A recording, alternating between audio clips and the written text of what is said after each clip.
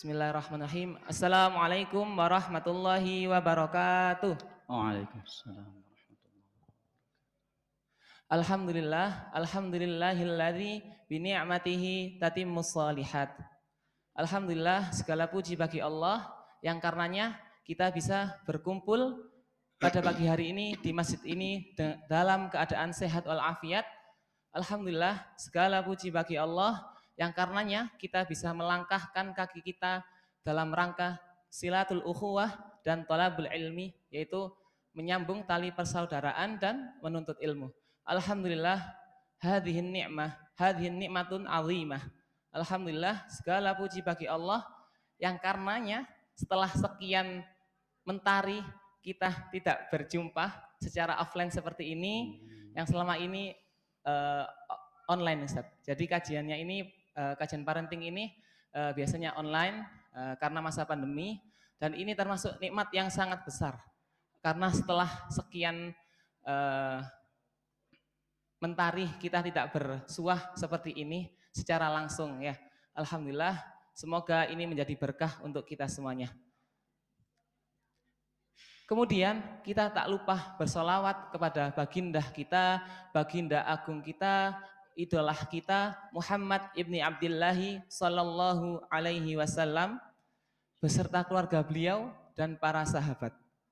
Yang karena beliau pula, yang karena perjuangan beliau hingga berdarah-darah, hingga saat ini kita bisa merasakan nikmatnya Islam, nikmatnya ukhuwah Islamiyah pada zaman ini. Kemudian yang terhormat kepada Ustadz Ahmad Jalaluddin LCMA yang beliau sekarang tengah umroh, semoga Allah jaga beliau berangkat dan pulang dengan selamat. Amin ya rabbal alamin.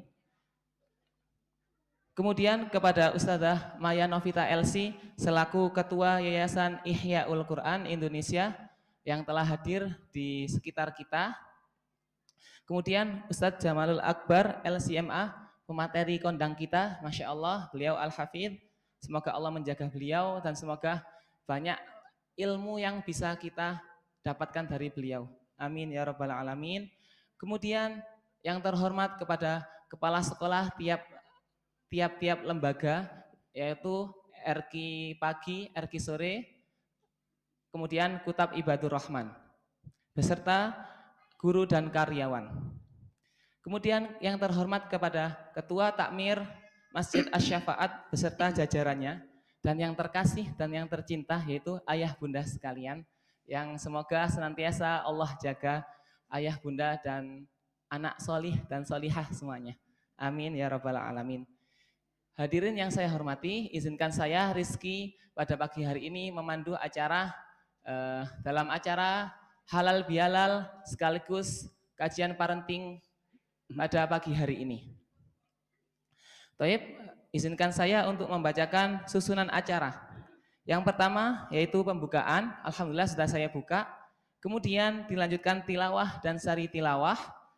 Setelah itu tauji plus pertanyaan, nanti insya Allah ada door prize ya untuk ayah bunda yang bisa menjawab pertanyaan dari Ustadz Jamalul Akbar.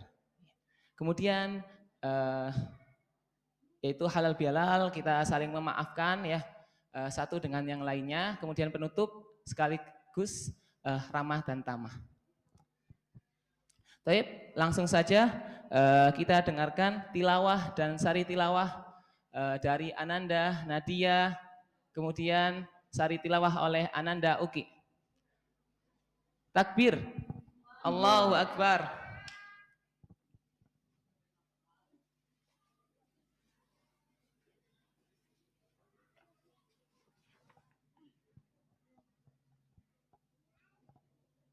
Assalamualaikum warahmatullahi wabarakatuh.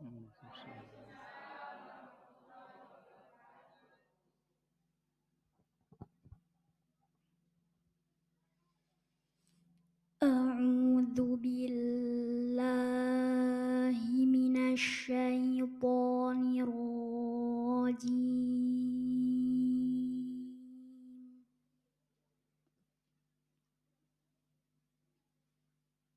Bismillahirrahmanirrahim.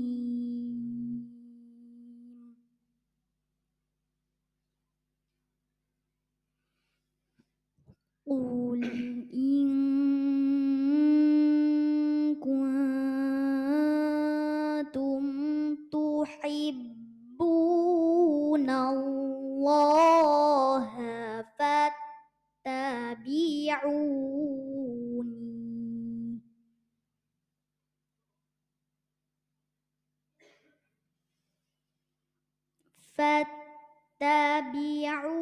fattabi'uni yuhibbukumullahu wa yaghfir lakum dzunubakum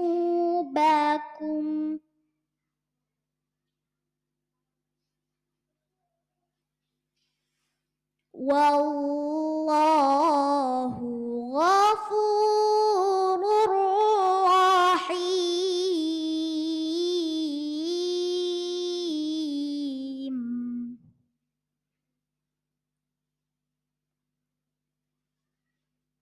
Qul ati'ullah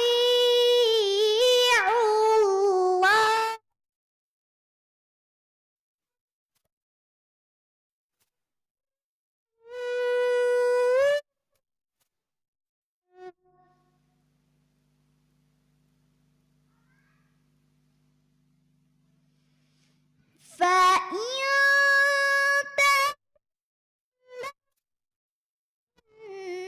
إن الله لا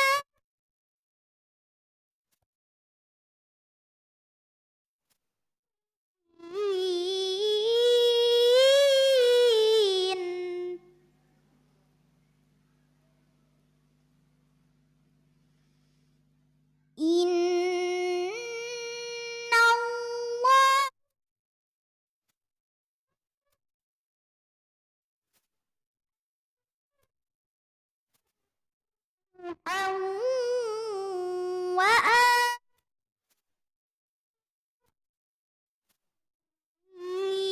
وأليم.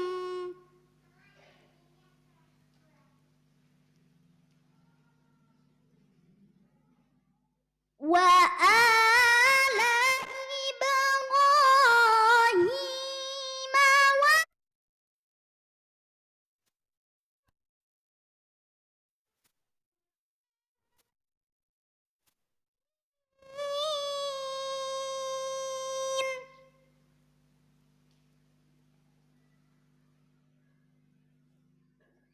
ذرية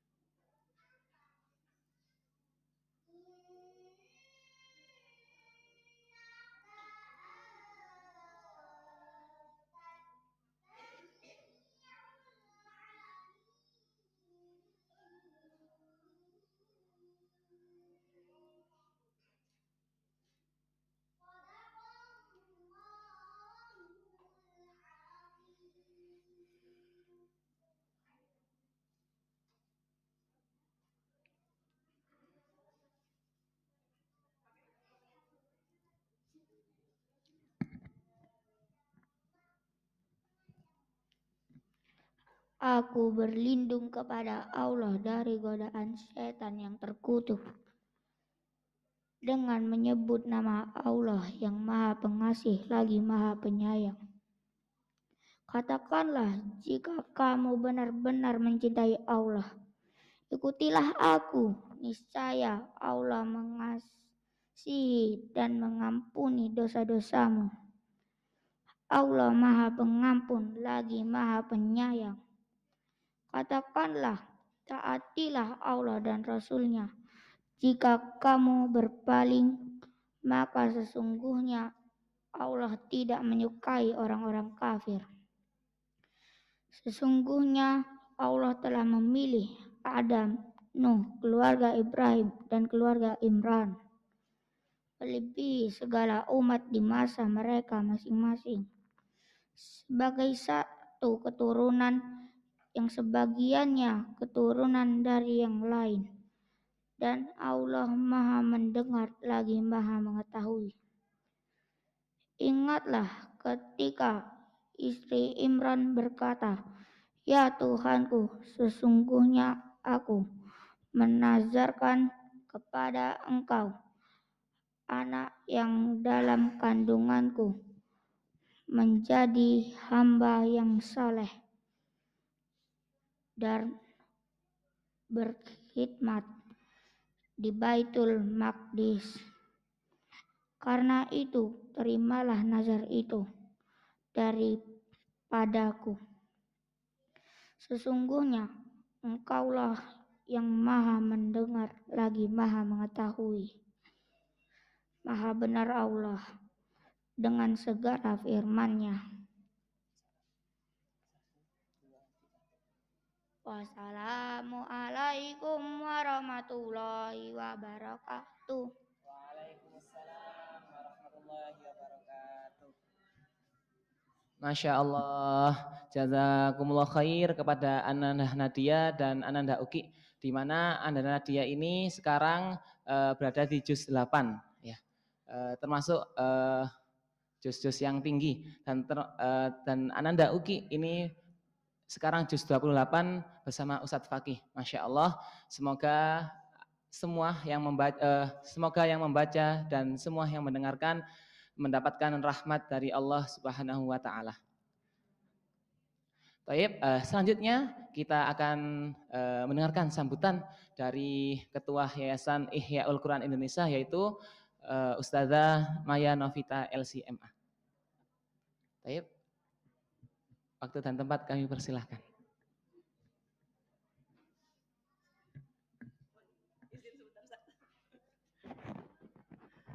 Belum hidup. Bismillahirrahmanirrahim. Assalamualaikum warahmatullahi wabarakatuh. Alhamdulillahirabbil alamin. Alhamdulillahilladzi hadana li hadza wa ma kunna linahtadiya laula an hadanallah. Allahumma shalli ala sayyidina Muhammad wa ala alihi wa ashabihi wa barik wa sallim walhamdulillahirabbil alamin. Puji syukur kita sampaikan kepada Allah. Betapa nikmat Allah tidak pernah putus, Allah limpahkan kepada kita bersama. Selawat dan salam kita sampaikan kepada junjungan kita, tauladan kita, Nabi besar Muhammad sallallahu alaihi wasallam. Mohon maaf, izin ngambil komando ya, Ibu mungkin maju satu staf Ibu. Baik, yang sama-sama kita hormati pemateri kita pada pagi hari ini, Ustadz Jamal Al-Hafiz. Dulu saya sudah pernah menyampaikan saya sudah sering konsultasi sama beliau dan minta sebenarnya beliau menjadi badan konsultasi sekolah kita. Waktu itu terputus komunikasi karena qadarullah Ustadz pas dapat sakit Ustadz ya. Mohon maaf sekali belum lanjut lagi silaturahmi Ustadz. Semua pimpinan-pimpinan di lembaga Raudatul Quran, Ustazah Ati, sebelumnya Ustazah Aya sebagai bagian pendidikan di yayasan, pimpinan lembaga Ustazah Ati, Ustaz Rizky, Ustaz Noval yang saya hormati, dan yang spesial tentu saja semua wali murid. Izinkan dalam kesempatan ini kami menyampaikan dari yayasan walaupun sudah ya secara virtual, tapi rasanya tidak afdol kalau tidak menyampaikan langsung. Taqabbalallahu minna wa minkum. Mudah-mudahan kita semua Allah golongkan menjadi orang-orang yang kembali kepada fitrahnya, menjadi orang-orang yang berhak dengan kemenangan. Mohon maaf dari saya pribadi, dari keluarga besar yayasan dan segenap guru, ustadz, ustazah dan karyawan di Yayasan Ihyaul Quran. Beberapa waktu yang terakhir sudah banyak sebenarnya dari wali murid yang menyampaikan kangen ya untuk bertemu secara offline di dalam kajian rutin bulanan kita. Qadarullah masih belum kita laksanakan, baru kali ini setelah masa penantian yang cukup panjang ya dalam masa pandemi.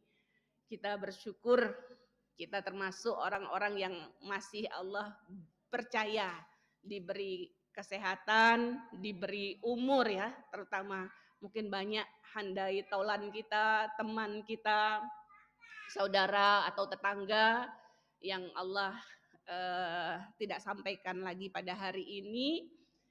Kita termasuk yang masih dipercaya oleh Allah.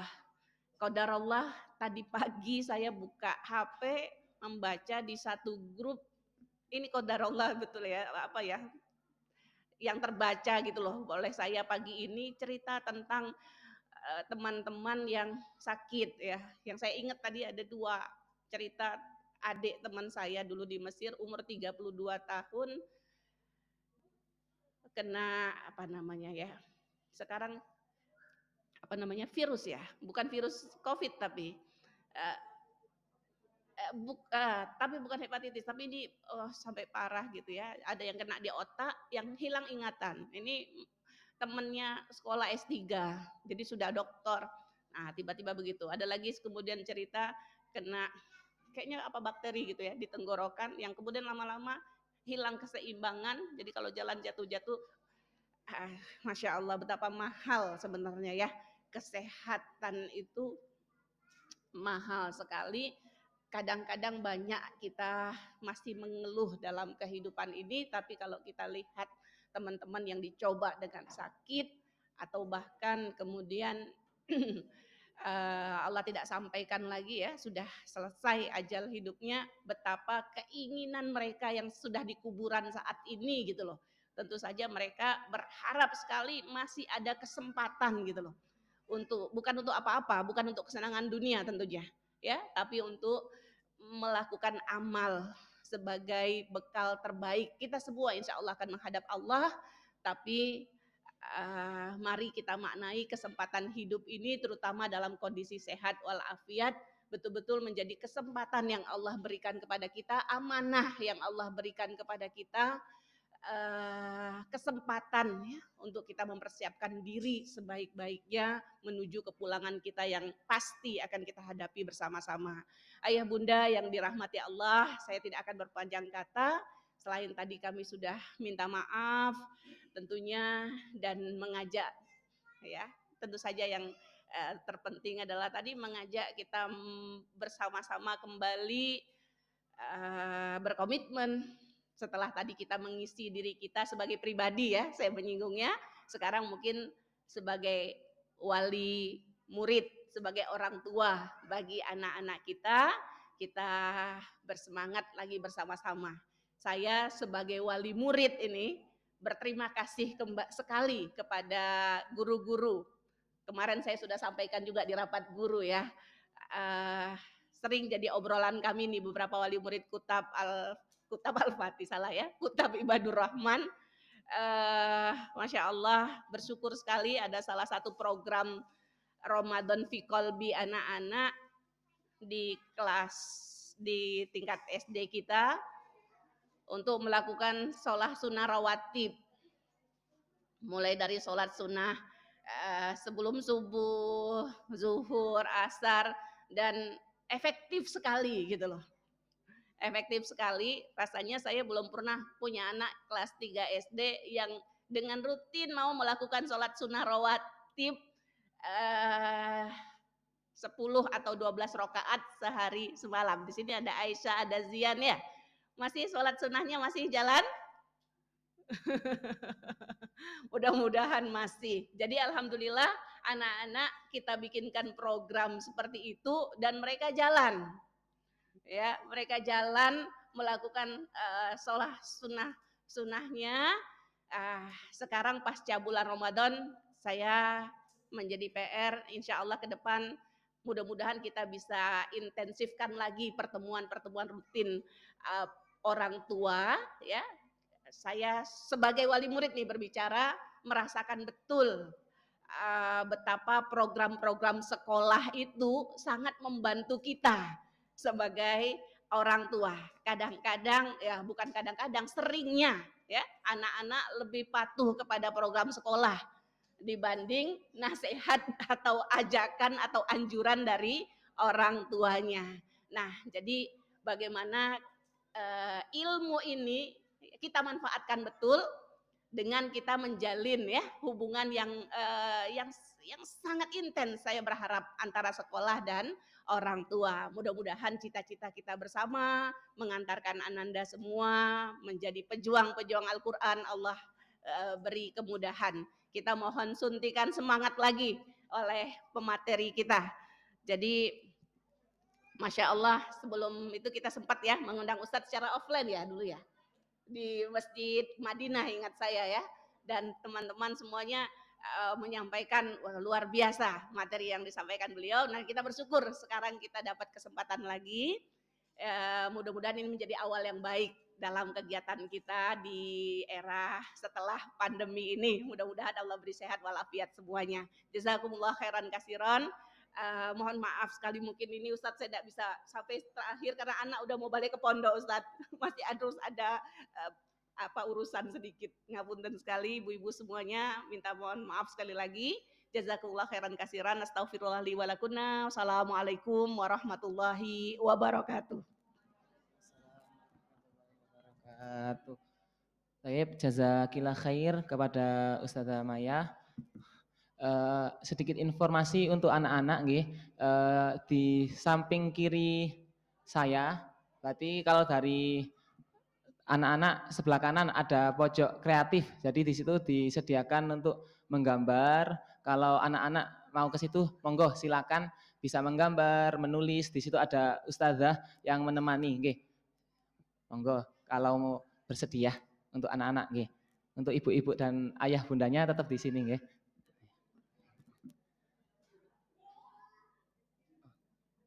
Oh iya, nanti. Nggih. Mohon izin membacakan videonya. Kurang afdol kalau kita belum mengenal latar belakang dari Ustadz Jamalul Akbar LC Al-Hafidh ini ya. Beliau Masya Allah, semoga banyak yang kita tuai dari ilmu beliau. Latar pendidikan beliau S1 Syariah Unisa Brunei Darussalam, Masya Allah. Kemudian S2-nya Fikih Kontemporer di Qatar, Masya Allah. Barakallahu fikum Ustadz, Masya Allah. Kemudian kesibukan beliau yaitu yang pertama Direktur KLC Akbar Foundation, yang kedua CEO Suci Corp, kemudian trainer AMCF, dan yang terakhir beliau kesibukannya adalah dosen. Masya Allah wa tabarakallah, semoga kita bisa mengambil banyak hikmah dan ilmu dari beliau. Langsung saja tak berpanjang kata, waktu dan tempat kami persilahkan.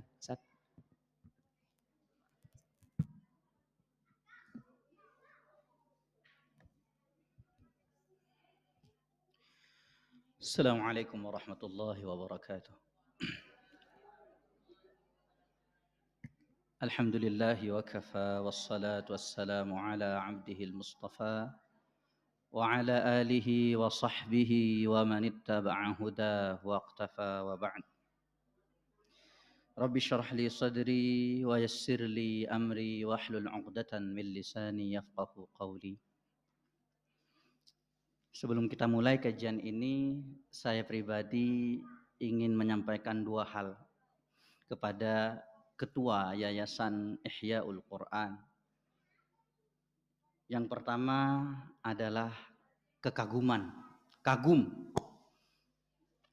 kepada Ustazah Maya Novita LCMA, kagum kepada suami beliau Dr. Ahmad Jalaluddin, karena dua-duanya mewakafkan hidup mereka untuk berkhidmah dalam Al-Quran.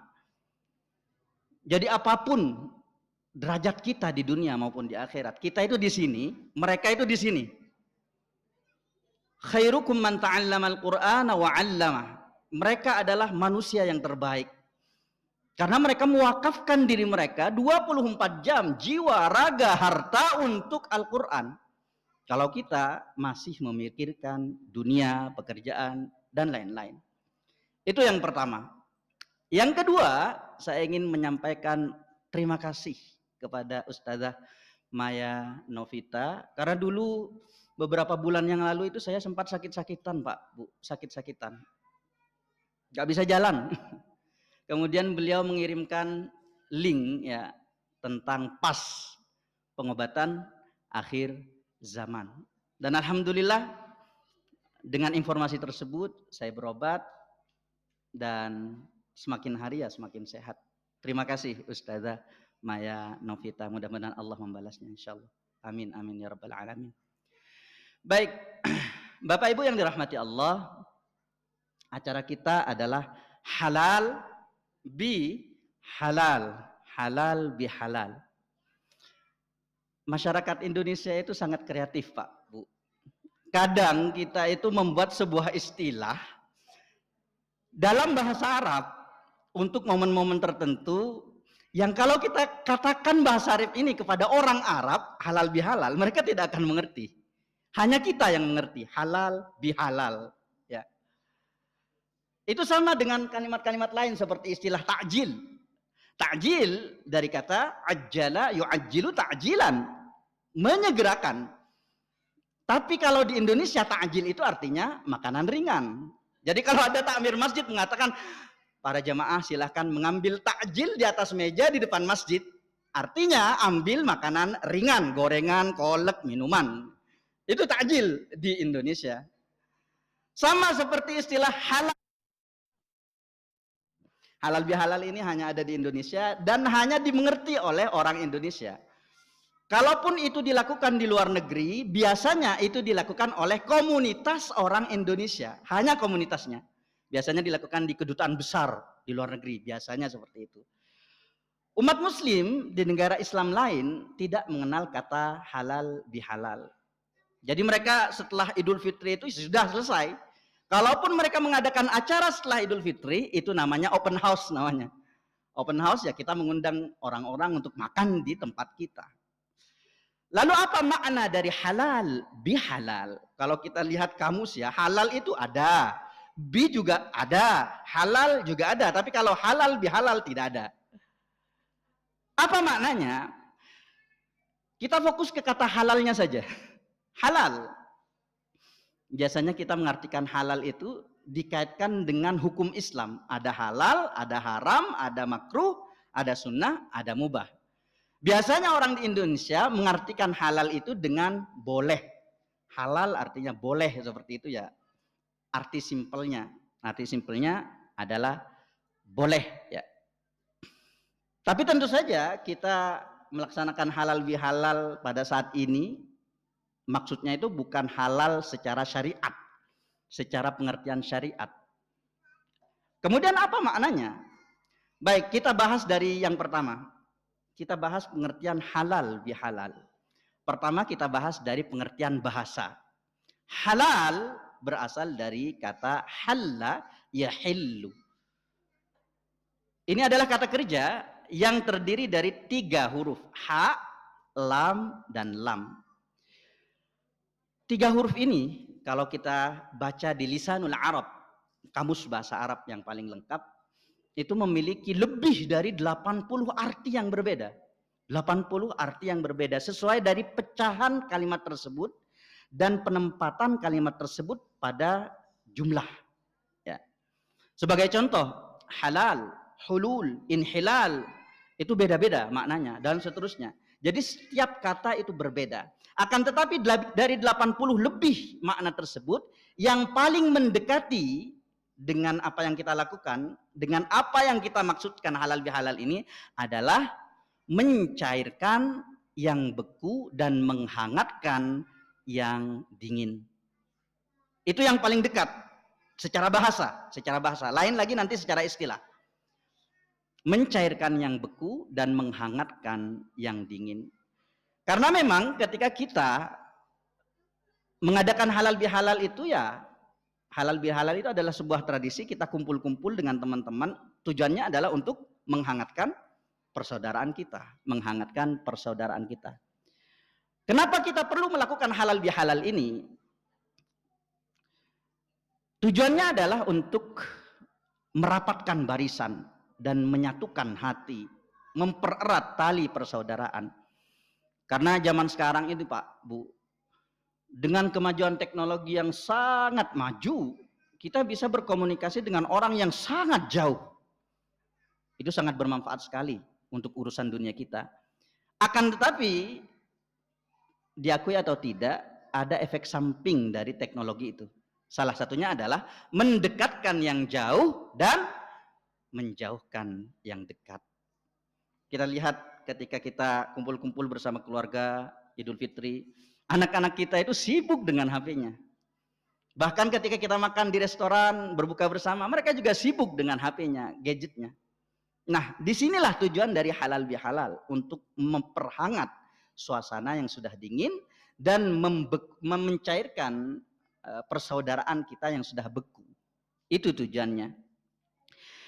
Sementara dari segi istilah, saya mencari-cari ya bahasanya, bukan mencari, karena memang halal bihalal ini hanya ada di Indonesia. Saya berusaha mencocok-cocokkan, cocokologi.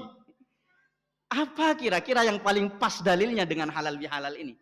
Supaya kita yakin, karena kalau kita mengerjakan sebuah amalan tanpa tahu dalilnya, apalagi itu adalah amalan kebaikan, maka kurang mantap rasanya.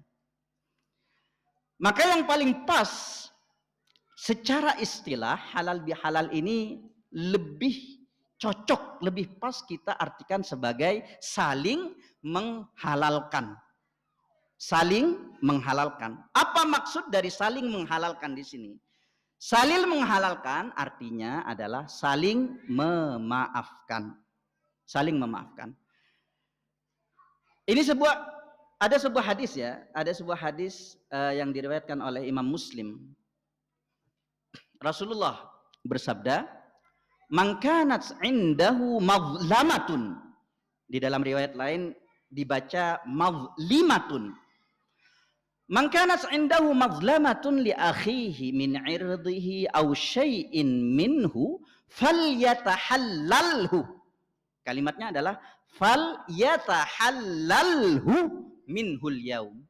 Barang siapa yang pernah berbuat zalim kepada saudaranya, baik itu berhubungan dengan kehormatannya, baik itu berhubungan dengan hal-hal lain, falyatahallalhu, maka mintalah dia agar menghalalkan dosa-dosanya, kesalahan-kesalahannya. Apa maksud dari menghalalkan di sini? Untuk memaafkan kesalahan-kesalahannya. Hanya saja di sini yang perlu ditekankan kalimat selanjutnya, al-yaum. Al-yaum artinya hari ini. Maksud dari hari ini adalah sekarang juga, di dunia ini. Jangan sampai perkara kita dibawa ke akhirat. Kalau sudah dibawa ke akhirat, habis kita itu, kacau. Karena di akhirat hitungannya berbeda. Di akhirat hitungannya berbeda.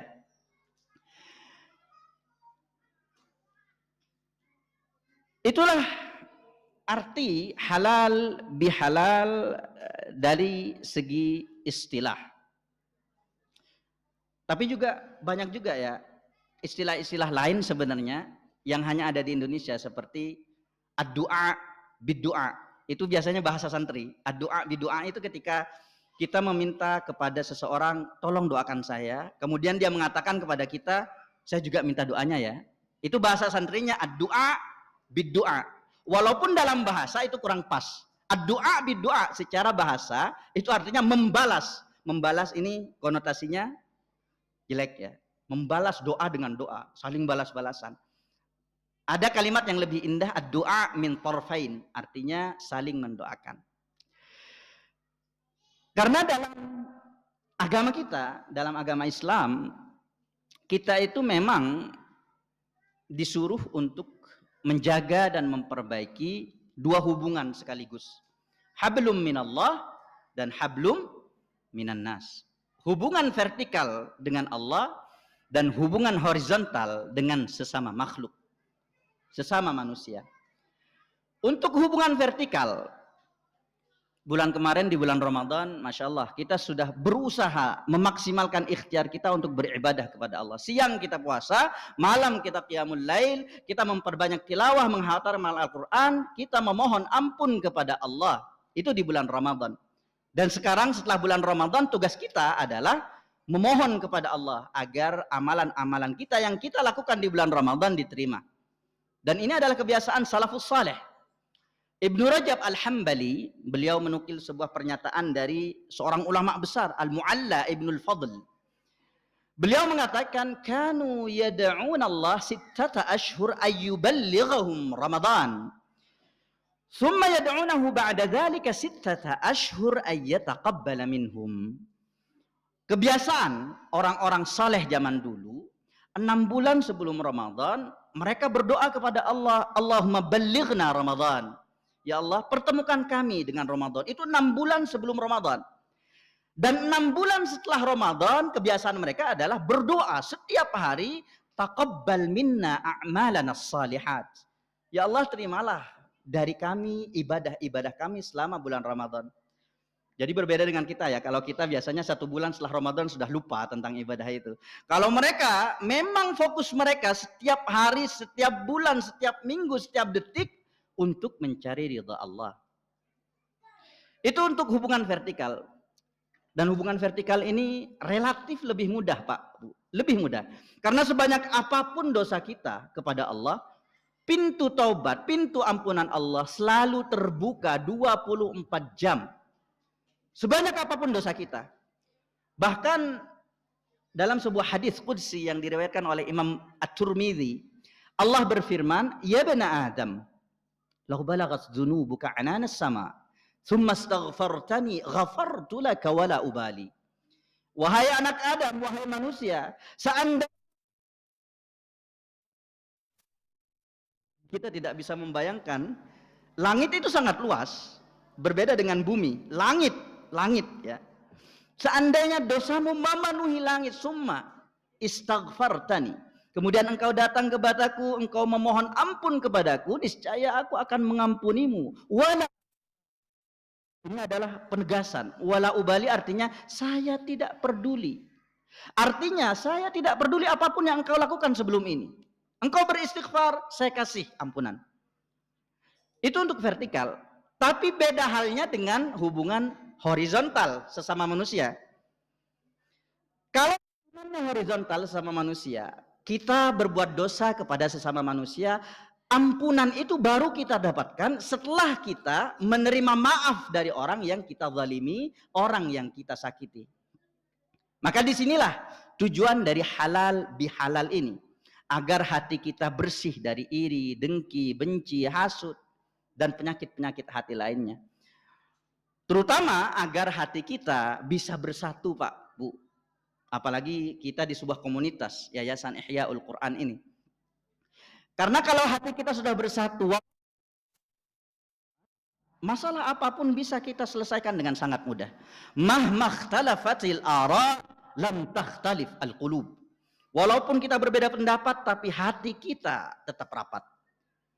Sebaliknya, berbeda halnya ketika mulut kita sepakat pada satu kata, akan tetapi hati kita bercerai-berai, maka nantinya yang akan muncul adalah hipokrisi, kemunafikan. Kemunafikan dalam hubungan kita.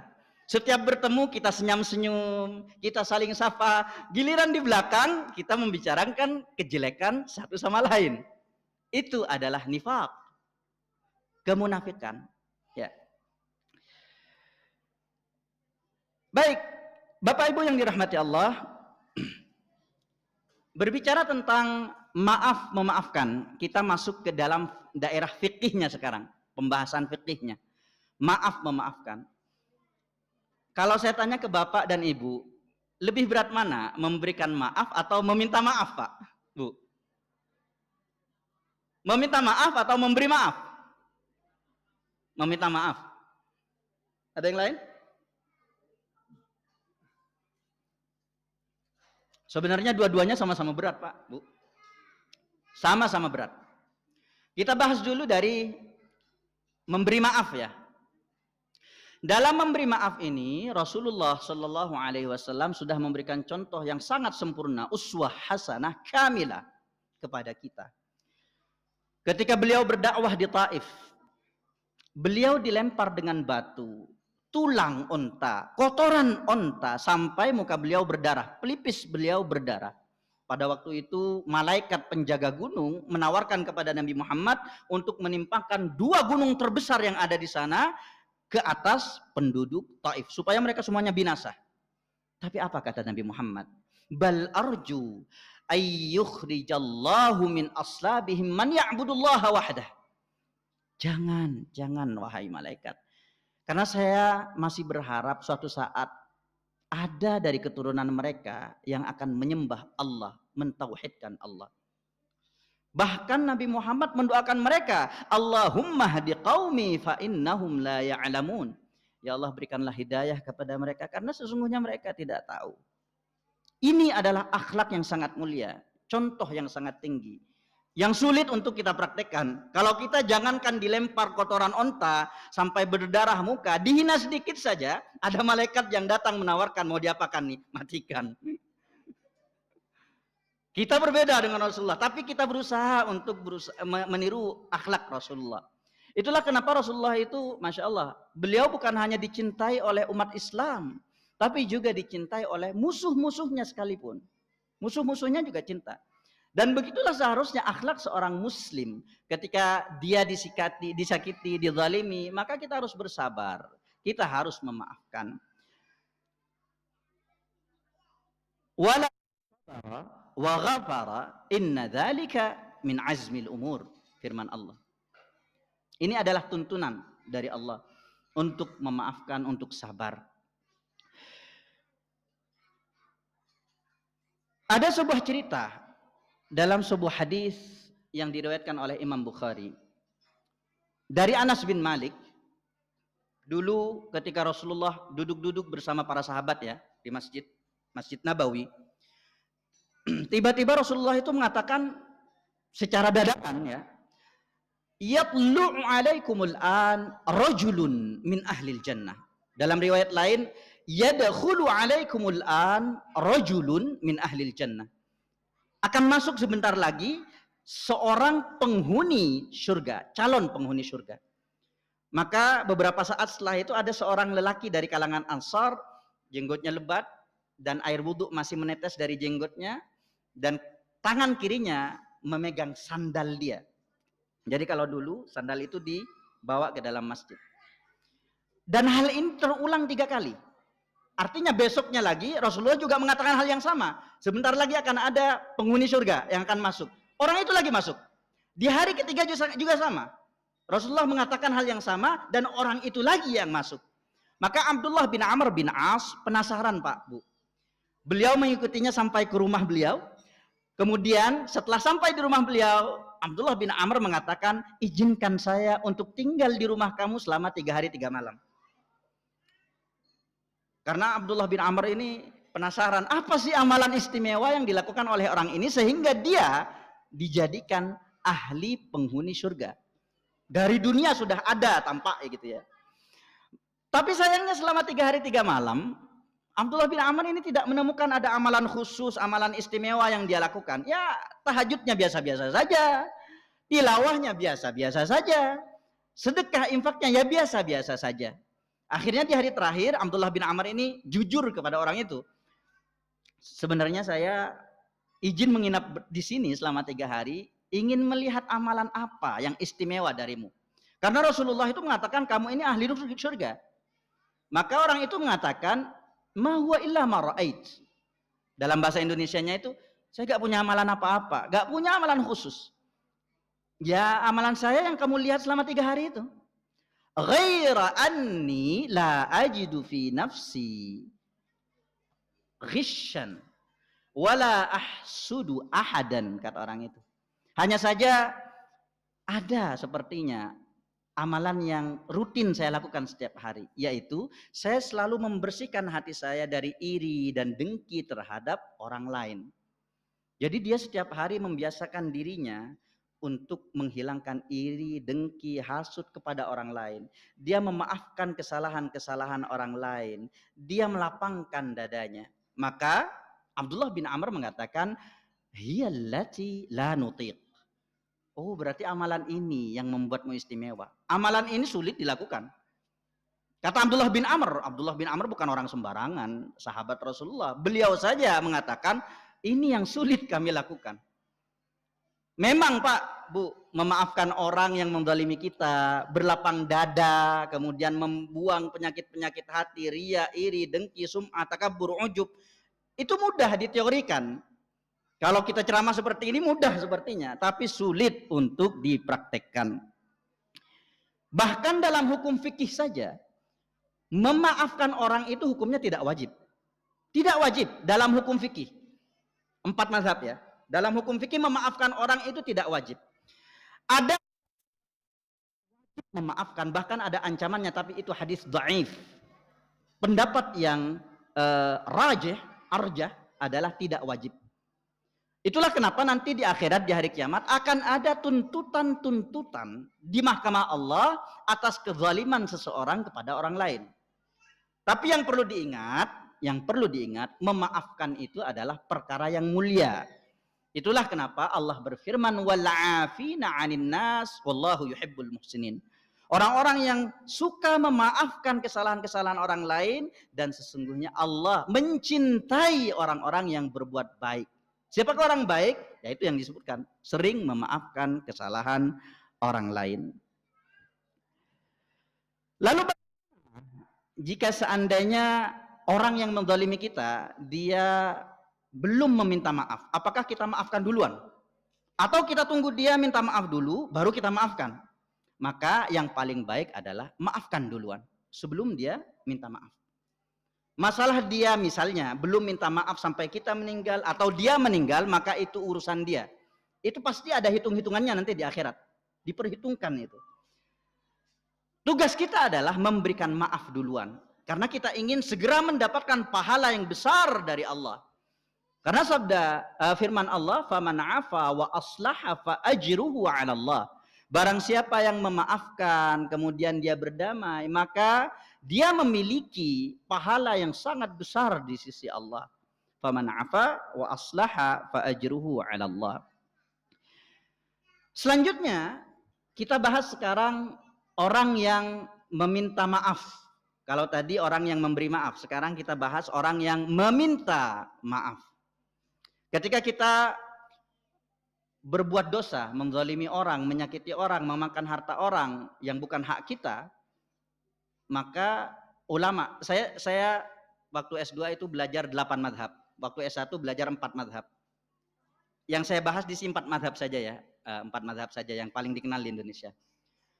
Dalam 4 madhab ini sepakat bahwasanya ketika kita menyakiti orang lain, kita berbuat itu di depannya. Dia tahu kita melakukan itu, kita zalim kepadanya di depannya. Maka untuk menebus dosa-dosa itu kita harus minta maaf terhadap kesalahan-kesalahan kita. Kita sebutkan satu-satu. Maafkan saya ya, dulu saya pernah menyakiti kamu, saya pernah mengatakan ini, karena di depannya. Masalahnya sekarang yang agak berat, pembahasan ulama fikih 4 mazhab ini tentang bagaimana dosa kita seandainya kita menzalimi dia. Baik itu ghibah, menuduh, fitnah, mencela, menghina di belakang dia. Ini yang agak berat pembahasannya. Ketika kita mencela seseorang di belakangnya, dia tidak mengetahuinya, maka ulama yang 4 ini, mazhab yang 4 ini berbeda pendapat. Yang pertama adalah pendapat mazhab Syafi'i. Pendapat mazhab Syafi'i. Kalau kita punya dosa yang dilakukan kita di belakang orang tersebut, dia tidak mengetahuinya, maka Di dalam mazhab Syafi'i, kita harus menjelaskan satu persatu kesalahan kita. Umpatan yang pernah keluar dari mulut kita tentangnya kita jelaskan satu persatu. Masalahnya kalau kita sudah mengumpat tiap hari sampai bertahun-tahun, nggak mungkin kita nulis satu persatu. Sulit. Saking dari hati-hatinya mazhab Syafi'i. Karena memang, kenapa harus dijelaskan satu persatu? Menurut Imam Syafi'i, dijelaskan oleh Imam Nawawi ya. Karena kadang manusia itu ketika dia memaafkan satu umpatan yang dia tidak tahu, belum tentu dia memaafkan umpatan yang lain. Sebagai contoh, saya misalnya, Ustadz pernah berghibah, menghina saya di belakang saya, mengatakan, oh Ustadz Jamal itu jelek misalnya. Ustadz Jamal itu jelek. Kemudian dia tobat, dia datang kepada saya, Ustadz saya mohon maaf, dulu saya pernah mengatakan kalau Ustadz itu jelek. Itu menghina, akan tetapi saya maafkan, karena itu bukan suatu hal yang perlu dipermasalahkan. Toh saya juga gak ganteng-ganteng amat. Tapi seandainya dia menghina saya dengan kata-kata yang lain, misalnya, oh Ustadz Jamal itu anak haram. Misalnya, ketika dia datang, dia minta maaf, dia taubat, Ustadz mohon maaf dulu pernah saya mengatakan bahwa Ustadz itu anak haram. Belum tentu saya maafkan, karena itu sudah berhubungan dengan ibu saya. Secara tidak langsung Anda mengatakan bahwa ibu saya berzina. Jadi hati-hati. Hati-hati. Itu dalam mazhab Syafi'i. Saking dari hati-hatinya mazhab Syafi'i. Kemudian ada lagi pendapat yang lain, ini adalah mazhab Hambali dan Maliki. Ini agak ringan sedikit. Ketika kita menghina, berghibah, mengumpat orang di belakang orangnya ya, dia tidak tahu, sampai sekarang dia tidak tahu bagaimana cara kita menebus dosa-dosa kita. Maka di pendapat yang kedua ini, kita tidak perlu menyebut satu persatu dosa kita, umpatan kita, hinaan kita kepadanya. Kalau dia memang belum tahu. Kita cukup melakukan 3 hal. Yang pertama, bertaubat. Taubatan nasuha. Yang kedua, kita harus memintakan ampun, beristighfar untuknya, untuk orang yang pernah kita sakiti. Itu yang kedua. Yang ketiga, kita harus menyebarkan kebaikan-kebaikannya kepada semua orang. Karena dulu dia pernah kita hancurkan nama baiknya, sekarang tugas kita untuk mengharumkan lagi nama baiknya. Ini pendapat yang kedua. Pendapat yang kedua ini mempertimbangkan antara maslahat dan mudarat ya. Dasarnya adalah maslahat dan mudarat. Karena kalau kita menyebutkan satu persatu kesalahan kita, umpatan kita, hinaan kita, khawatirnya akan terjadi mudarat yang lebih besar. Bisa saja nantinya keadaan akan makin memanas. Yang terjadi malah percekcokan dan pertengkaran. Makanya di sini tidak perlu menyebutkan dosa-dosa kita. Kira-kira Pak, Bu, lebih enak mana? Pendapat Imam Syafi'i, ikut Imam Syafi'i, atau ikut madhab Maliki? Maliki ya, karena terlalu banyak dosa-dosa kita, umpatan kita, hinaan kita. Baik, baik yang dirahmati Allah. Lalu bagaimana jika kita meminta maaf nih, tapi orang tersebut tidak memaafkan? Karena kita pembahasannya sekarang adalah meminta maaf ya. Kita sudah berusaha untuk minta maaf, tapi orang tersebut tidak memaafkan. Maka yang harus kita lakukan, minta maaf lagi. Kalau belum dimaafkan, minta maaf lagi. Kalau belum juga dimaafkan, minta maaf terus. Sampai kapan? Sampai dia meninggal duluan atau kita meninggal duluan. Karena kalau dia tidak memaafkan kita di dunia, maka urusannya akan dibawa ke akhirat. Kita akan membayar dosa-dosa kita dengan pahala kita. Dalam sebuah hadis yang diriwayatkan oleh Muslim, Imam Muslim, Rasulullah Shallallahu Alaihi Wasallam pernah bertanya kepada para sahabat, "Atadruna mal muflis?" Apakah kalian tahu siapakah orang yang bangkrut itu? Maka para sahabat menjawab, "Al-muflisu fina man la dirham wala mata'." Orang yang muflis, orang yang bangkrut di antara kita adalah orang yang tidak punya uang dan tidak punya harta, kata para sahabat. Maka kata Rasulullah, bukan. Innal muflisa min ummati ya'ti yaumal qiyamati bi salatin wa zakatin wa siyamin. Sesungguhnya orang yang bangkrut itu adalah orang yang hari kiamat, ketika hari kiamat datang, dia datang membawa pahala yang sangat banyak. Dari sholatnya, dari zakatnya, dari puasanya. Summa ya'ti qadhafa hadha wa safaka damma hadha wa akhadha mala hadha wa daraba hadha wa syatama hadha. Tapi di sisi lain, dia juga membawa dosa-dosa yang dia bawa di dunia. Dari dunia dulu ketika dia mengumpat orang lain, menuduh orang lain, memukul orang lain, bahkan menumpahkan darah orang lain. Apa yang terjadi selanjutnya? Fa'ukhidha min hasanati. Fa'ukhidha min hasanati. Maka pahala orang ini dari puasanya, dari zakatnya, dari salatnya akan diambil untuk dibagi-bagikan kepada orang yang pernah ia zalimi.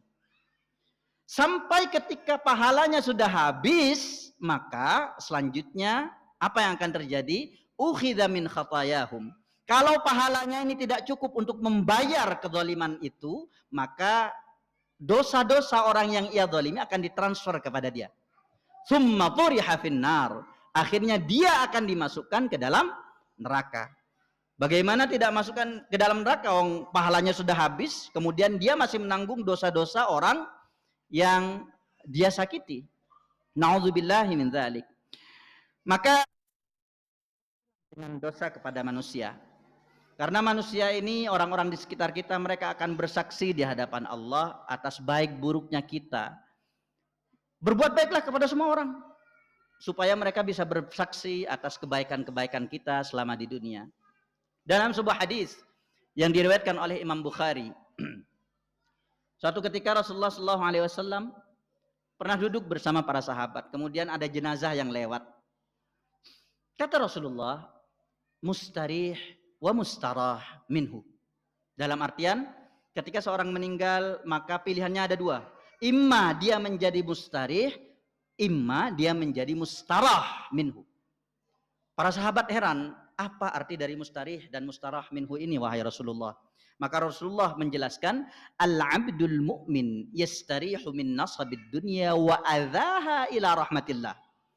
Seorang hamba yang beriman, orang yang baik, ketika dia meninggal, maka sejatinya dia sedang beristirahat dari kepenatan dunia, kepahitan dunia, menuju rahmat Allah, menuju kasih sayang Allah. Wal abdul fajir yastarihu minhul ibad wal bilad wasyajar wad dawab. Rawahul Bukhari. Sementara orang yang fajir, orang yang jahat, ketika dia meninggal dunia, maka seluruh manusia, bahkan hewan, tumbuhan, bahkan seluruh negara beristirahat karena kematiannya. Dari hadis ini kita simpulkan bahwa ketika kita hidup di dunia ini, pilihan kita hanya dua. Yang pertama, menjadi orang saleh, kita berbuat baik, sehingga ketika kita meninggal kelak, kita bisa tersenyum. Kita bisa tersenyum, sementara orang lain yang kita tinggalkan menangis karena kematian kita. Atau pilihan yang kedua, kita menjadi orang yang fajir, orang yang fasik, orang yang jahat kepada orang lain, sehingga ketika meninggal dunia, yang terjadi adalah kita yang menangis, sementara orang lain tersenyum gembira karena terlepas dari keburukan-keburukan kita.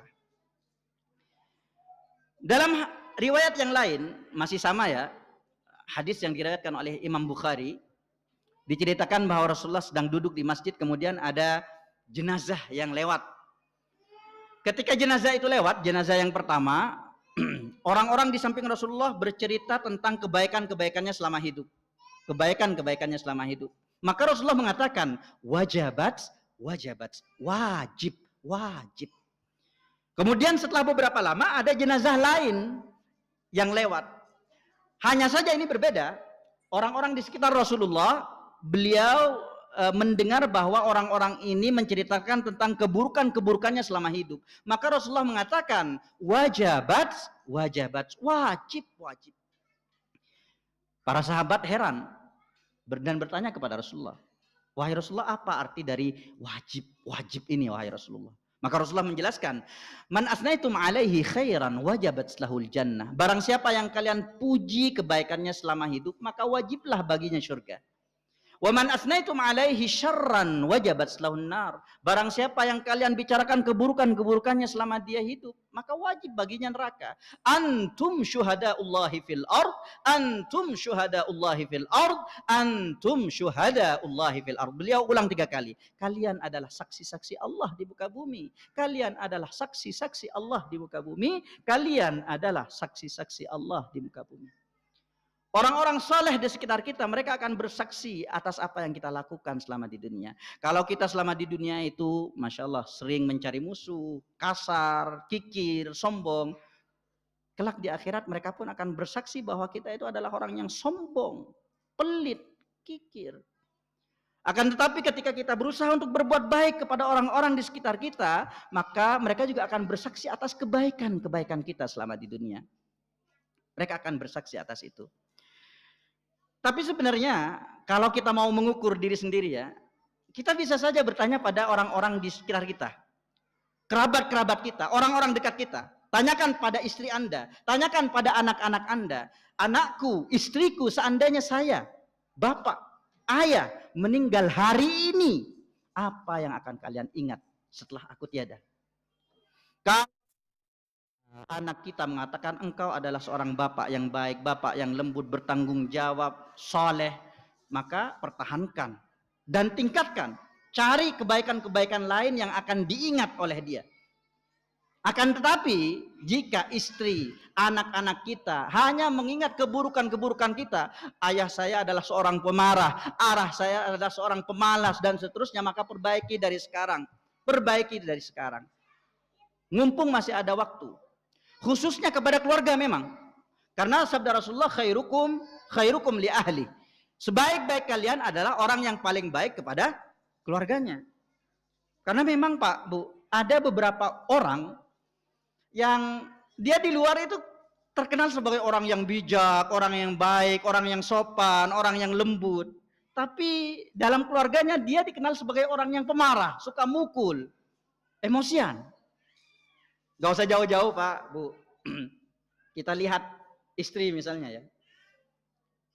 Ibu-ibu lebih halus mana? Bicara dengan tetangga atau bicara dengan suami? Kehalusannya, kelemah lembutannya.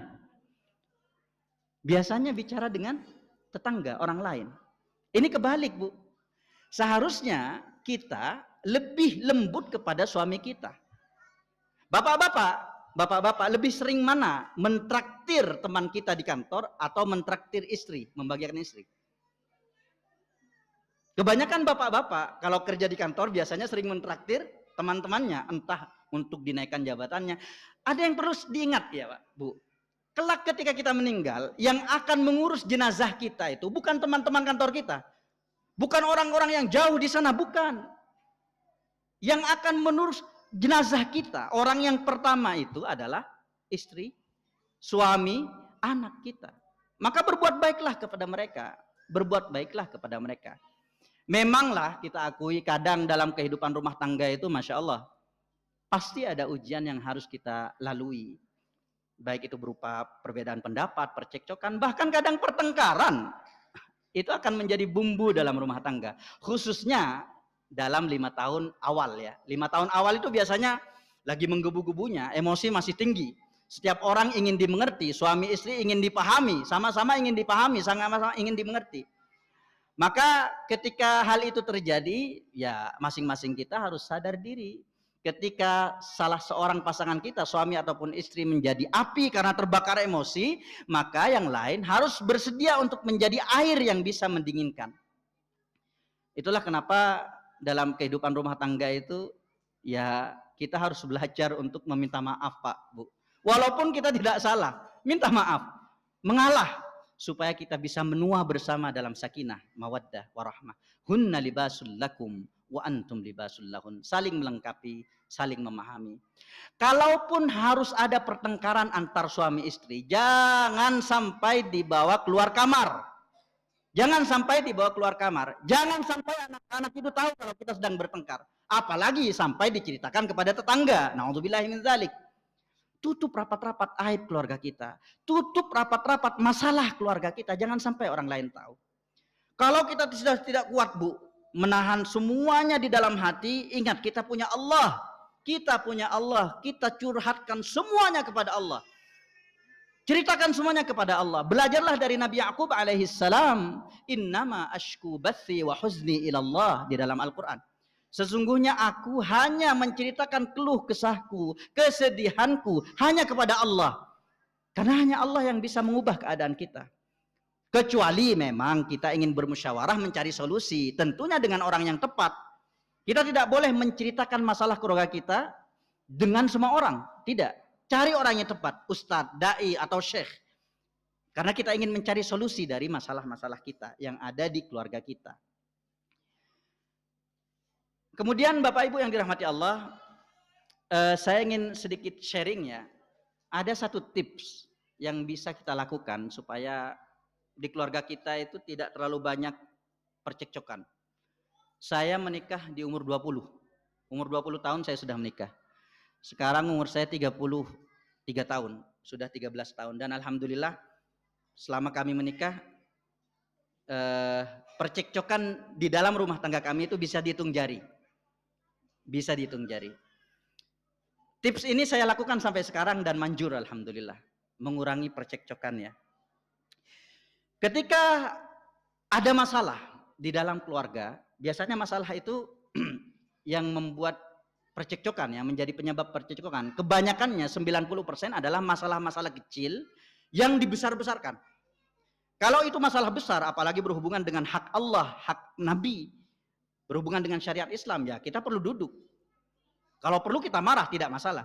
Tapi kalau hal itu adalah hal-hal yang menyangkut perasaan, masalah-masalah kecil, maka di sini tipsnya adalah lakukan dua hal langsung. Yang pertama, segera wudhu. Kalau kita sudah mau marah, langsung wudhu. Yang kedua, setelah wudhu, bayangkan kita akan mati hari ini. Kita sudah memakai kain kafan lengkap ya. Setelah wudhu itu kita bayangkan kita sudah memakai kain kafan. Ini adalah penerapan dari sabda Rasulullah. Aksiru dzikra hadimil ladzat. Perbanyaklah mengingat kematian. Insya Allah kalau kita sudah membayangkan kita sudah memakai kain kafan, kita melihat istri kita walaupun dia ngomel-ngomel tuh, ya kita gak ngefek. Kita gak akan marah. Karena kita sadar bahwa kalau saya meninggal sekarang, hari ini saya meninggal, istri saya yang pertama yang akan nangis. Dia yang akan mengurus jenazah saya. Dia yang akan mendoakan saya setelah saya tiada. Anak-anak saya yang akan mendoakan saya. Dengan begitu insya Allah percekcokan di dalam rumah tangga itu akan berkurang.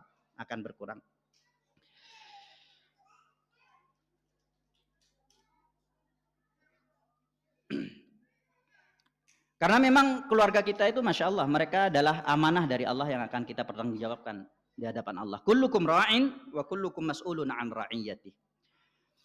Dan sebenarnya di dalam Islam sendiri, bukan hanya keluarga, kerabat, bahkan umat muslim sesama Islam. Islam dalam agama kita itu dituntut untuk berbuat baik kepada semua makhluk. Termasuk orang yang tidak beragama Islam, termasuk orang kafir, agama lain.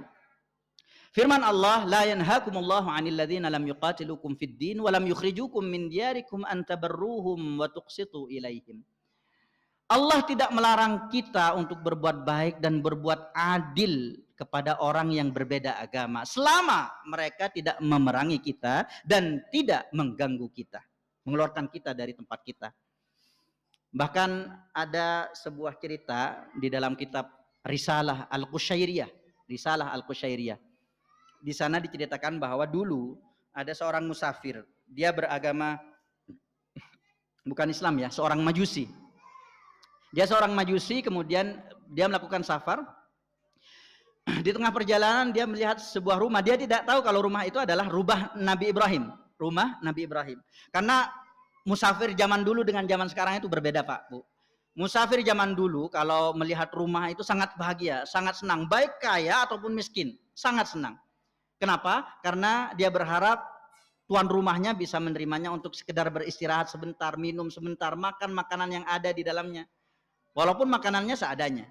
Berbeda dengan sekarang, kanan kiri semuanya restoran, warung, mal, semuanya ada. Kalau zaman dulu orang safar itu kanan kirinya gurun. Singkat cerita, ketika Majusi ini sudah mengetuk pintu Nabi Ibrahim alaihissalam, Nabi Ibrahim mau menjamu beliau, mau menjamu orang Majusi itu dengan syarat dia masuk Islam. Maka orang Majusi ini kecewa dan dia langsung pergi dari rumah Nabi Ibrahim. Seketika itu Allah langsung menegurnya. Mundu khamsina sanatan nut'imuhu ala kufri, kata Allah. 50 tahun. Dia umurnya 50 tahun. Majusi itu umurnya 50 tahun. Selama 50 tahun aku memberikannya makan tanpa mensyaratkan dia harus masuk Islam, kata Allah. Maka Nabi Ibrahim itu langsung sadar. Dia langsung mengejar orang Majusi itu, menjamunya. Tapi herannya ketika sudah menjamu, orang Majusi itu malah bertanya, kenapa kamu bisa berubah pikiran? Kemudian Nabi Ibrahim menjelaskan, tadi ada teguran dari Tuhan saya. Dan akhirnya orang Majusi itu malah masuk Islam. Allahu Akbar. Kadang memang orang-orang di luar Islam itu ketika diberikan ayat Al-Quran, hadis, dijelaskan hadis ya, mereka kurang menerima karena mereka bukan beragama Islam, mereka tidak yakin dengan kitab kita. Tapi ketika mereka melihat akhlak kita yang kita tampilkan, itulah yang disebut dengan ad-da'wah bil hal. Ada ad-da'wah bil qaul, berdakwah dengan kata-kata, ada ad-da'wah bil hal, dakwah dengan perilaku kita, dengan akhlak kita. Dulu ketika di Qatar, alhamdulillah ada beberapa orang teman saya dari Kanada, kemudian dari Amerika, dia ateis. Orang ateis ini ya dia tidak punya agama, kemudian ketika dia melihat akhlak seorang muslim, kemudian dia kagum, dia menyimpulkan bahwa kalau akhlaknya seperti ini pasti agamanya bagus, dia masuk Islam. Banyak orang-orang yang masuk Islam karena akhlak kita, bukan karena ayat-ayat atau hadis-hadis yang kita berikan. Dan di dalam Islam, ini yang terakhir, bukan hanya berbuat baik kepada manusia saja, bahkan kepada hewan pun kita diperintahkan untuk berbuat baik. Ada sebuah hadis yang diriwayatkan oleh Imam Bukhari bahwa ada seorang wanita pendosa. Dalam riwayat lain disebutkan wanita pezina. Dia masuk surga hanya karena memberikan air minum kepada anjing yang kehausan. Hampir mati kehausan. Tentu saja setelah memberikan air minum itu, dia mendapatkan hidayah sehingga dia masuk Islam, dia bertobat. Tapi sebaliknya, ada seorang perempuan yang dia setiap hari sholat, dia tiap hari tilawah, akan tetapi dia masuk neraka hanya karena kucing. Kucing saja. Jadi dia mengurung kucing, tidak dikasih makan, tidak pula dilepaskan untuk mencari makanan sendiri sampai kucing itu meninggal. Dia masuk neraka karena menyiksa, menzalimi kucing. Kucing saja akan kita pertanggungjawabkan. Hati-hati. Hati-hati berbuat zalim kepada sesama makhluk Allah. Kita berdoa mudah-mudahan semua orang di sekitar kita bersaksi atas kebaikan-kebaikan kita di hadapan Allah. Amin. Amin ya rabbal alamin. Mudah-mudahan bermanfaat. Assalamualaikum warahmatullahi wabarakatuh.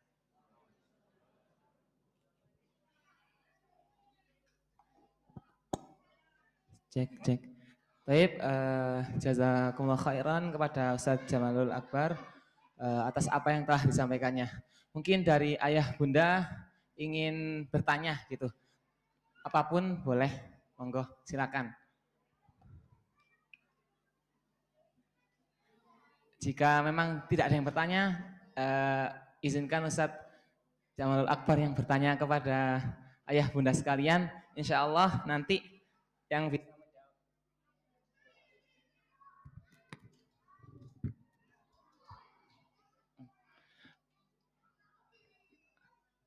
bagi ayah bunda atau siapapun yang bisa menjawab pertanyaan dari Ustadz Jamalul Akbar, insya Allah akan mendapatkan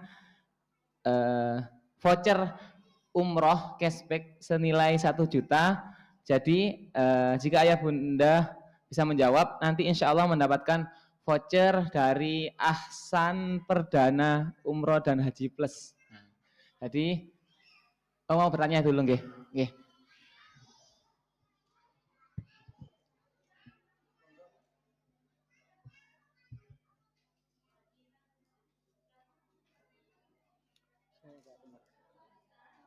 Antum aja ke sana, bisa diulangi nanti.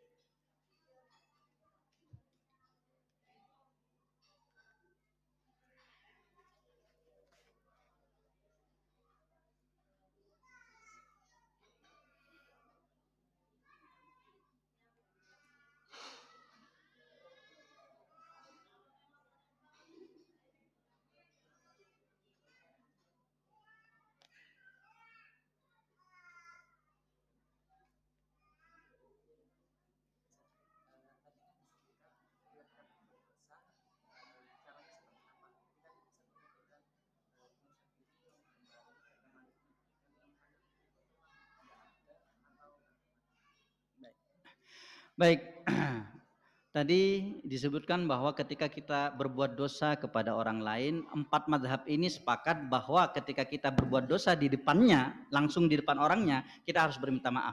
Hanya saja pembahasan ketika kita berbuat dosa di belakangnya, untuk mazhab Hanafi, saya belum menemukan rujukannya.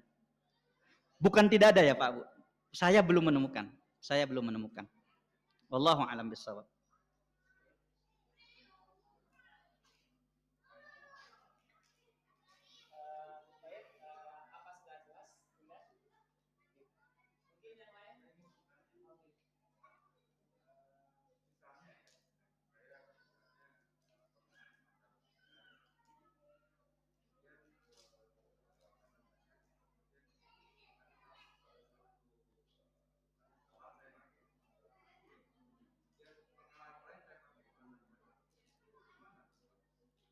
Gimana?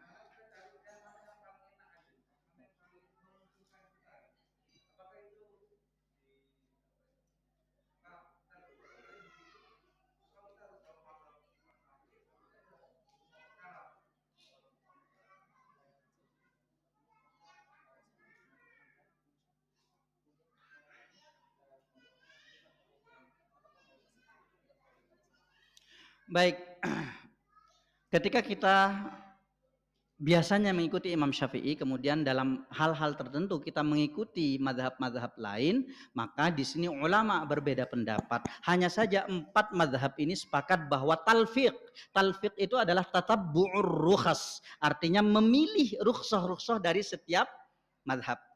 Ini bahaya, ini dilarang kalau memang tujuannya adalah tatabbu'ur rukhas. Sebagai contoh ya, dalam mazhab Hanafi wali tidak wajib. Dalam mazhab Maliki saksi dalam nikah tidak wajib. Artinya kalau kita gabungkan nih, wali tidak wajib dalam nikah, saksi tidak wajib dalam nikah, habis itu. Itulah kenapa mohon maaf Ibu, teman-teman saya yang tidak semuanya memang beriman, mereka muslim tapi KTP dari Arab Saudi itu pergi ke puncak, pergi ke Bogor, ya mereka menggunakan dalil ini, mereka menggabungkan antara dalil ini, rukhsah di sini dengan rukhsah di sini. Akhirnya mereka kawin, bukan kawin kontrak ya. Kalau kawin kontrak itu jelas akadnya jelas. Saya akan mengawanimu selama berapa tahun dengan nafkah sekian per bulan, itu jelas. Ini tidak ada kontrak di sana, kawin biasa. Hanya saja mereka memakai 2 hal ini, rukhsah antar 2 mata. Artinya ya mereka tidak memakai wali, mereka tidak memakai saksi. Ini yang bahaya karena memang tujuannya adalah tatabbu'ur rukhas. Akan tetapi ketika kondisinya memang mendorong kita, memang kita tidak punya pilihan selain mengikuti itu. Sebagai contoh, dalam mazhab Syafi'i, ketika kita melaksanakan jual beli, kita wajib mengatakan saya jual, saya beli. Dalam mazhab Syafi'i. Akan tetapi kalau kita beli di Indomaret, Alfamaret atau di mall, kita tunggu kasir itu mengatakan saya jual, kemudian kita mengatakan saya beli. Lama Pak, bisa sampai 1 jam 2 jam tunggu, saling pandang-pandangan gitu ya. Maka di dalam hal ini kita boleh memakai mazhab lain. Sama ketika kita membatalkan wudhu misalnya, kita selama ini ikut mazhab Syafi'i misalnya, tapi ketika umroh ada kesulitan di sana, bersentuh-sentuhan ketika tawaf, maka kita boleh menggunakan mazhab lain. Apakah ikut satu mazhab itu wajib? Para ulama mengatakan bagi orang awam wajib. Bagi orang awam wajib. Bagi seorang mujtahid boleh mentarjih. Bagi seorang mujtahid. Tapi seorang mujtahid itu banyak syaratnya ya Pak ya. Ada berpuluh-puluh macam syarat karena memang ulama kita itu sangat selektif. Jangan sampai orang-orang itu, orang awam mengatakan, oh saya langsung ke Quran, sunnah, langsung mengambil inti dari Quran, hadis tanpa tahu ilmunya. Akibatnya ya seperti, mohon maaf, teroris. Dia membaca ayat Quran, qatilul musyrikin, bunuhlah orang-orang musyrik. Bunuhlah orang-orang musyrik. Oh berarti setiap saya menemukan orang musyrik, entah itu di Bali, di Jakarta, saya harus membunuh mereka. Bahaya ini, bahaya. Ayat tersebut ada ayat, ada teks, ada konteks. Konteksnya adalah asbabun nuzulnya itu di dalam perang. Ya gak mungkin di dalam perang kita mengatakan Islam rahmatan lil alamin. Monggo kalau mau dibelah saya, leher saya halal. Enggak. Dalam perang ya kita bunuh-bunuhan. Tapi dalam keadaan damai, ayat ini tidak diterapkan. Bahaya, bahaya. Itulah kenapa ada berpuluh-puluh macam syarat-syarat yang harus dipenuhi untuk menjadi seorang mujtahid. Saya sebutkan salah satunya saja, ma'rifatus sunnah. Ma'rifatus sunnah, mengetahui ilmu tentang sunnah. Jadi ma'rifatus sunnah di sini ulama berbeda pendapat. Ada yang mengatakan sebelum kita memutuskan istimbatul ahkam, kita harus mengetahui 300.000 hadis. Ada yang mengatakan 500.000 hadis. Masya Allah. Kalau sekarang Pak, Bu, kita ngafal 100 hadis saja, gak usah 300.000 hadis. 100 hadis, itu entah kemana-mana itu. Gak usah ngafal 100 hadis lah, ngafal Al-Quran saja. Baca depan, hilang belakang. Baca belakang, hilang depan. Baca tengah, depan belakang hilang. Baca depan belakang, tengahnya yang hilang. Apalagi sampai mempelajari, sampai menguasai ya. Menguasai itu artinya bukan hafal matanya saja, tapi dia juga mengerti sanadnya. Jadi tidak sembarangan. Ya. Wallahu a'lam bishawab.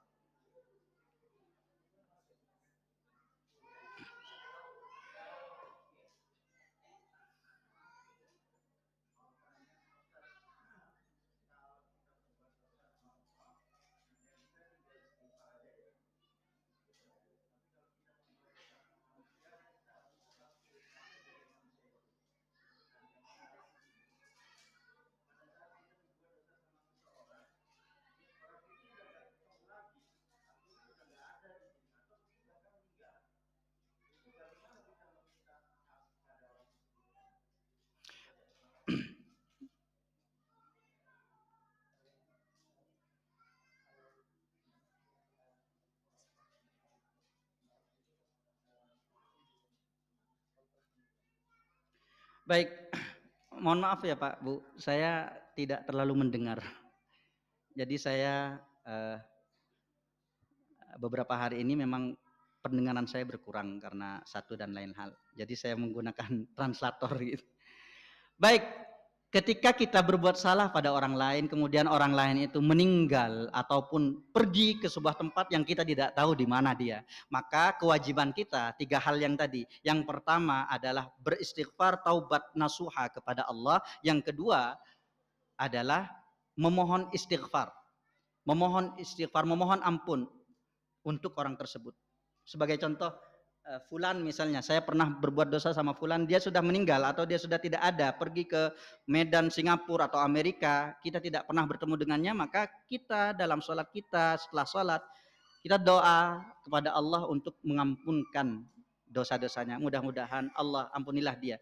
Itu yang kedua. Kemudian yang ketiga, selain kita harus terus berusaha untuk mencari di mana jejaknya, kita juga harus memperbagus, memperindah, menceritakan segala kebaikannya kepada orang lain. Mudah-mudahan itu bisa menutupi dosa-dosa kita. Dalilnya apa? Innal hasanat yudhibnas sayyiat. Sesungguhnya kebaikan-kebaikan yang kita lakukan akan menghapus segala kesalahan-kesalahan yang kita perbuat. Tapi itu mungkin ya Pak ya. Saya tidak berani mengatakan pasti, tidak. Karena setiap apa yang kita perbuat ada catatan-catatannya, ada perhitungan-perhitungannya. Makanya hati-hati sekali kalau kita mau menzalimi orang lain, kalau kita mau menyakiti perasaan orang lain. Bahkan banyak hadis-hadis Pak, Bu, hadis-hadis yang menjelaskan bahwa Allah menjamin surga. Allah menjamin surga. Di dalam riwayat lain, Allah menjamin sebuah istana dalam surga. Dalam riwayat lain, Allah menjamin rumah dalam surga. Bagi salah satunya, ada banyak golongan di sana, salah satunya adalah orang yang meninggalkan perdebatan walaupun dia merasa benar. Kenapa? Takut salah ucap. Karena kalau kita sudah emosi, itu entah apa yang kita pikirkan. Ya kadang lah, gak usah jauh-jauh. Kita kadang itu Bu, Pak. Kita mengatakan sesuatu sekarang, nanti siang kita, wah ya Allah seandainya saya gak ngucapin itu tadi ya, nyesel kita. Itu adalah pelajaran teguran dari Allah. Jelas ya? Cukup menjawab insya Allah ya Pak.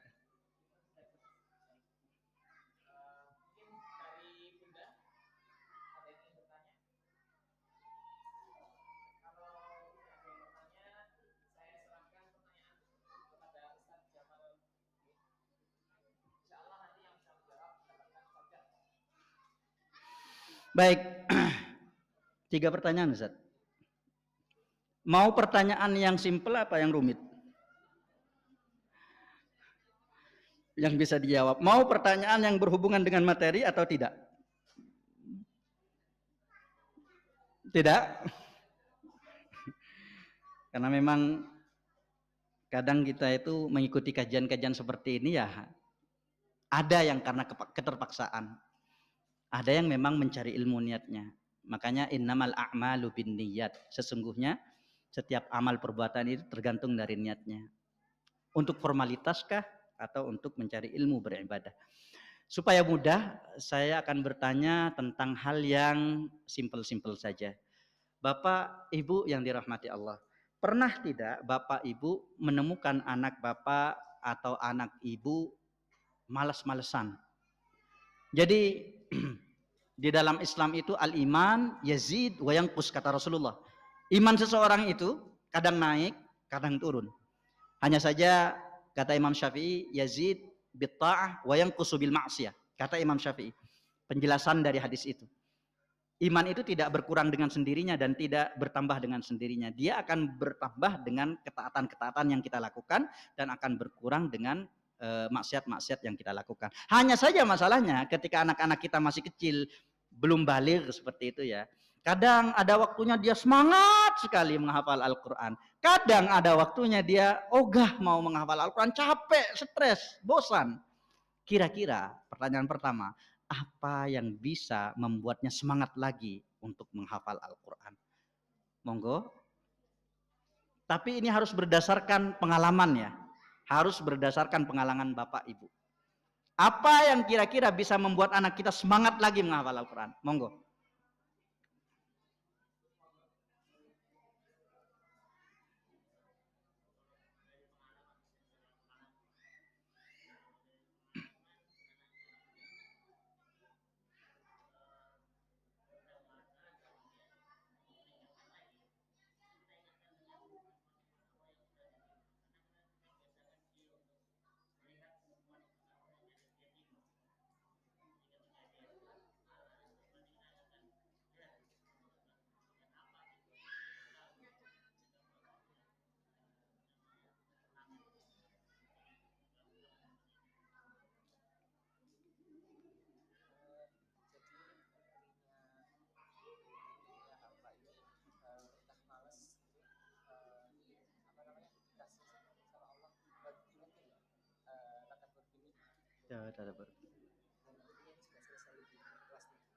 Masya Allah. Alhamdulillah, Masya Allah. Pengalaman dari salah seorang bapak yang putrinya sudah selesai kelas 3, Masya Allah.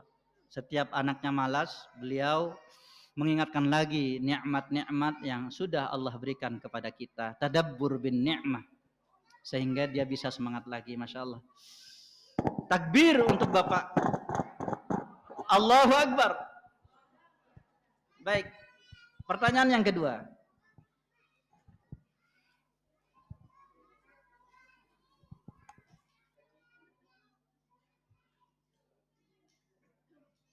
Pertanyaan yang kedua, kalau seandainya Pak, Bu, ada sebuah kondisi di mana istri atau suami kita, pasangan kita, itu sedang bad mood. Senggol dikit bacok gitu. Jadi apalagi yang ibu-ibu, mohon maaf ya ibu. Kadang kalau mohon maaf sedang berhalangan, itu kan gak stabil ya. Senggol dikit, entah apa saja. Contoh kecil ya. Laki-laki ya biasalah naruh handuk di kasur. Biasa ya. Tapi ketika hari-hari biasa ya biasa saja. Tapi ketika dia sudah berhalangan, ceramah. Kalah saya ceramahnya. Nah, ketika ada salah satu pasangan kita yang sedang sensitif seperti itu, apa kira-kira solusi yang bisa kita lakukan, hal yang bisa kita lakukan selain diam? Selain diam. Monggo Bapak atau Ibu, menurut pengalamannya ya, harus berdasarkan pengalaman. Monggo.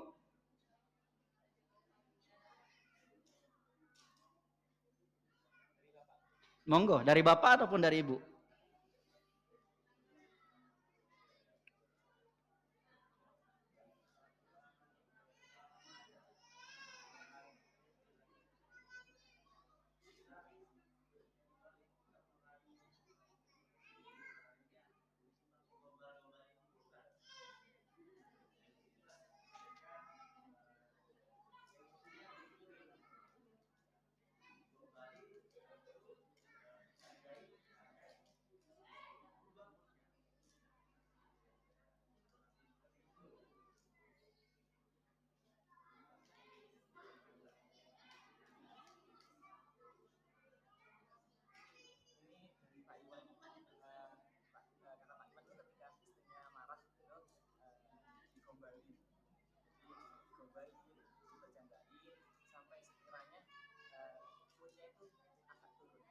Oke.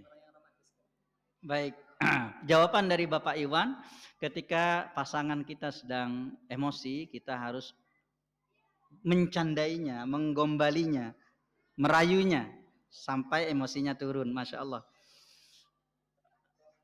Romantis. Ya, kalau saya lihat dari perawakan Bapak Iwan ini memang di atas rata-rata. Gombalnya, romantisnya, Masya Allah. Bapak-bapak mungkin perlu belajar ke beliau cara merangkai kata-kata gombal dan kata-kata romantis. Kadang seperti ini Bu, mohon maaf. Ini pengalaman saya. Kadang kita itu inginnya gombal tuh. Ingin romantis ketika dia marah. Tapi karena kita gak tahu cara merangkainya, dia tambah marah. Jadi kita perlu belajar kepada beliau. Masya Allah. Terima kasih. Syukran Ustaz. Jazakallah khairan. Baik, dari tadi bapak-bapak ya.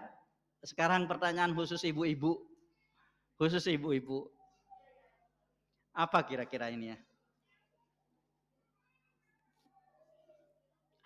Mohon maaf Bu.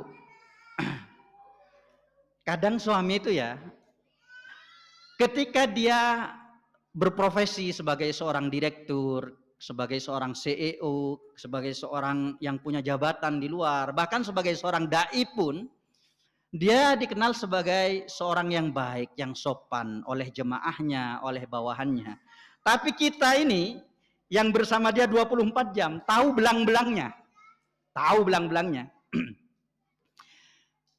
Ketika seorang mengatakan kepada jemaahnya, misalnya seperti saya, mengatakan, ayo kita sholat jemaah. Tapi kita sendiri ketika di rumah, malas untuk sholat jemaah. Kadang ketika istri itu menegur, jangan gitu loh Pak. Jangan sampai menjadi orang yang kabura maqtan indallah an taqulu ma la taf'alun. Engkau menyuruh tapi engkau tidak melakukan. Biasanya yang terjadi bapak-bapak itu langsung marah, emosi Bu, emosi. Menurut Ibu, menurut pengalaman jenengan, bagaimana caranya agar kita bisa menyadarkan beliau, memberitahu beliau bahwa beliau salah tanpa harus membuat beliau marah? Monggo ibu-ibu.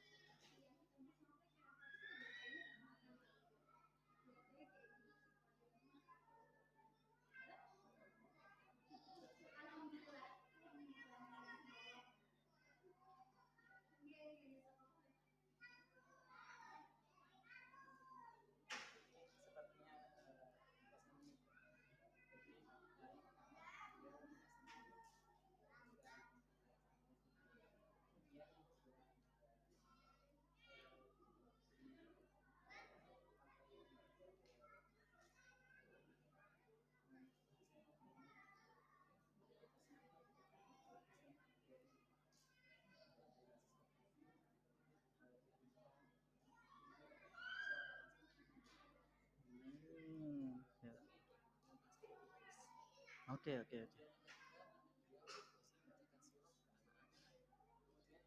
Didengarkan.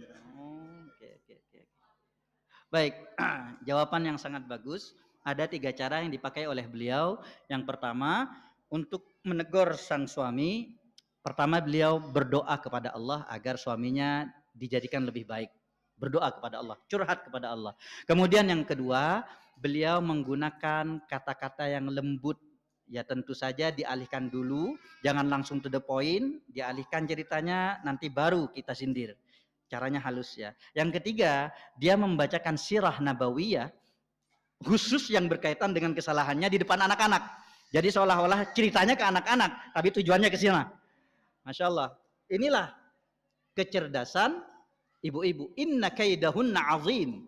Sesungguhnya tipu daya mereka itu sangat agung. Kalah kita, Pak. Kalah ya. Terima kasih. Baik. Mungkin itu saja yang bisa saya sampaikan. Saya kembalikan lagi ke MC. Monggo. Doa. Bismillahirrahmanirrahim. Alhamdulillahi rabbil alamin. Assalatu wassalamu ala nabiyyina Muhammadin wa ala alihi wa sahbihi ajma'in. Allahumma anta rabbuna la ilaha illa anta. Khalaqtana wa nahnu abiduk. Wa nahnu ala ahdika wa wa'dika mastata'na. Na'udzu bika min syarri ma sana'na. Nabu'u laka bi ni'matika 'alaina wa nabu'u bi dzunubina. Faghfir lana fa innahu la yaghfiru dzunuba illa anta ya Allah. Allahumma ighfir lana dzunubana wa liwalidayna wa li ahlina al-ahya'i minhum wal amwat. Wa adkhilna al-jannata ma'al abrar wa ajirna min khizyid dunya wa 'adzabil qabri wa 'adzabil akhirah. Allahumma a'inna ala dzikrika wa syukrika wa husni ibadatik. Allahumma aqsim lana min khasyatika ma tahulu bihi bainana wa baina ma'siyatik. Wa min ta'atika ma tuballighuna bihi jannatak. Wa min al-yaqini ma tuhawwinu bihi alaina masa'ibad dunya. Wa matti'na Allahumma bi asma'ina wa absarina wa quwwatina abadan ma abqaitana. Waj'alha al-waritha minna. واجعل ثأرنا على من ظلمنا وانصرنا على من عادانا ولا تجعل مصيبتنا في ديننا ولا تجعل الدنيا أكبر همنا ولا مبلغ علمنا ولا تسلط علينا بذنوبنا من لا يخافك فينا ولا يرحمنا ربنا تقبل منا صلاتنا وصيامنا وقراءتنا القرآن وتمم تقصيرنا يا الله يا إله العالمين ويا خير الناصرين برحمتك اللهم يا حي يا قيوم برحمتك نستغيث أصلح لنا شأننا كله أصلح لنا شأننا كله أصلح لنا شأننا كله ولا تكلنا إلى أنفسنا طرفة عين فعجزنا عنها ولا تكلنا إلى غيرنا فضيعونا لا إله إلا أنت ربنا آتنا في الدنيا حسنة وفي الآخرة حسنة وقنا عذاب النار وصلى الله على نبينا محمد وعلى آله وصحبه وسلم والحمد لله رب العالمين.